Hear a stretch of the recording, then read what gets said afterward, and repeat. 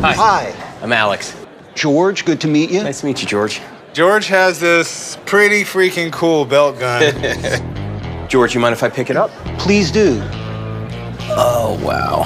So, my first feeling about this is that it's incredibly dangerous.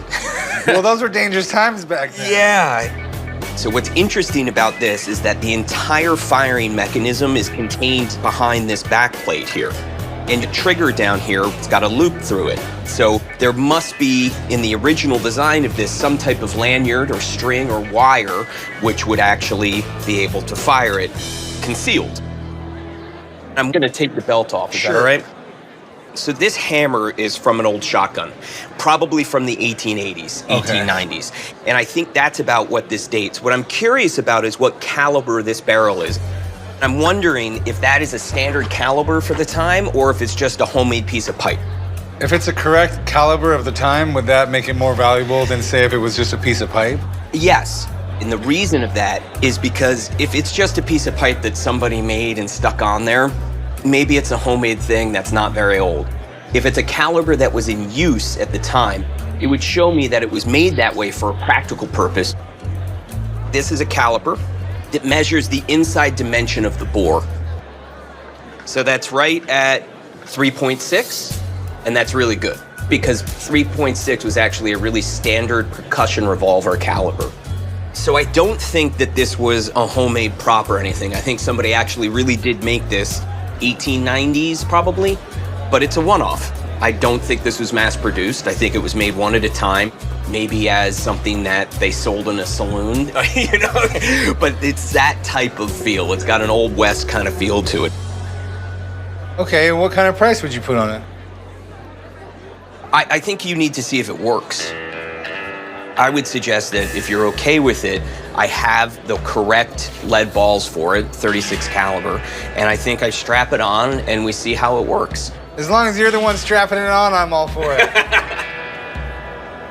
Would you be willing to meet us down at the range with this? I can do that. Sounds good. We'll see you down at the range and take a look around and hopefully you enjoy your time here. All right, thanks a lot. Thank you. So I set up 3 big balloons so I wouldn't miss, even though I'm gonna be very close. Well, I think even with this wind, you should be a good shot today. I hope so. So I brought some supplies. I have black powder.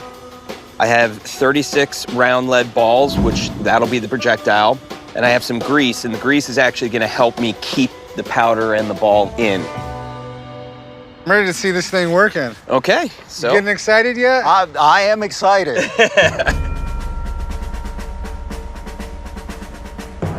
All right, so see if I aim this. All right, so now to full cock. You ready? Go.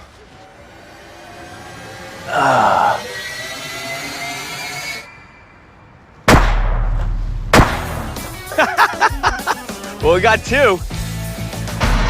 That's pretty neat. Yeah, it works. I don't know how much damage it would do to somebody, but it definitely would stop them, at least for a little bit. So what do you think it's worth? Well, there's not a whole lot out there to compare it to, but because it's antique, because it's from about 1890, I think there is a collector's value to it.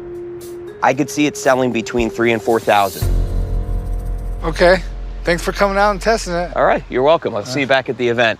Thank you very much. Thanks. I'll bring your stuff back. Don't worry, Alex. Okay, thanks. All right, I'll give you 500 for it. Well, you know, Alex had a little better opinion of it than that. How about we go 2,500? How about 1,500? We'll split the difference at 2,000. Maybe like 17 is probably the max I could do. I mean, it's really cool, but it is a very niche collector's market.